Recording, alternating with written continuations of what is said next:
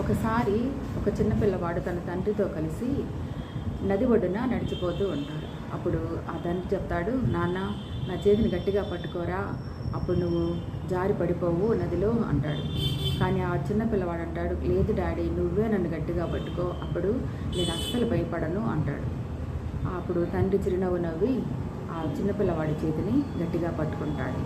నది ఎంత ఉధృతంగా ప్రవహించినా కూడా ఆ చిన్నవాడు భయపడడు. ఎందుకంటే తన చెయ్యి తన తండ్రి చేతిలో ఉంది కనుక.